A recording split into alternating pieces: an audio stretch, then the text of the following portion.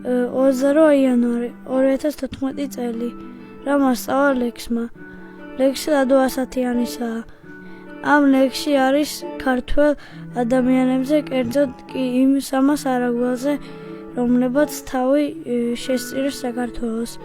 ლექსის დასაწყისში მიმართავს თქვენ არაგველებო, გაუმარჯვებელ ომითა, კრწანისის ველზე დაცემულ გმირთა ნაადრევს სიკვდილს. კრწანისის ყაყაჩოებმა გამახსენა დაღუპული გმირების დაღვრილი სისხლი. მე ამ მოთხრობიდან ვისწავლე ჩემი ქვეყნის სიყვარული და ასევე მომაცობა. 23 ივნისი 2015 წელი. წვიმა საღამოს 10 საათი. სქურის მონასტერი. დღეს, როდესაც გავიღვიძე ავდექი, ლოგინი დავალაგე, კბილი გავიხეხე, ხელპირი დავიბანე, თევზს ვაჭამე, მკვდარი თევზი ამოვიყვანე, მე და ერთმა ბერმა აუზი გამოვაახლეთ პატარა ლიფსიტებისთვის. ჩვენ ორი ძაღლი ყავს. ერთის სახელია ბინგო, მეორის ჯიჯი. ბინგო 2-3 კვირაში დაყრის ლეკვებს. მათ სულ სჭირდებათ საკვები, მით უმეტეს ბინგოს.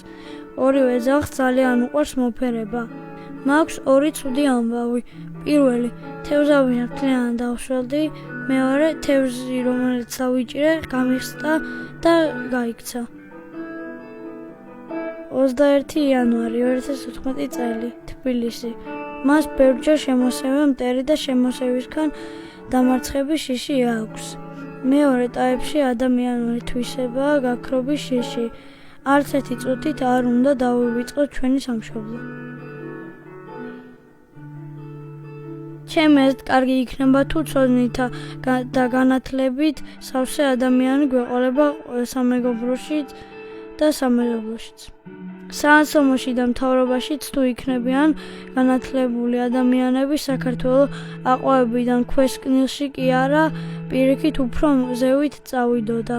მინდა კიდევ გაგიმხილოთ, მე საერთოდ არ მინდა ცოდნის შეძენა, რადგან არის ძალიან დამღლელი და შრომატევადი, რაც ძალიან მეზარება და არც მსიამოვნებს ეს პროცესი, მაგრამ საჭიროა და აუცილებელია ჩემი მიზნების მისაღწევად. 12 მარტი. რა ყოფილა ბიჭობა, მაშკაცობა. სხვას არ ჩავგრავდე, ყველა დაჩაგვრს ესარჩელებოდე, საკუთარი თავის იმედზე იყო. შეწყალება შეგეძლოს.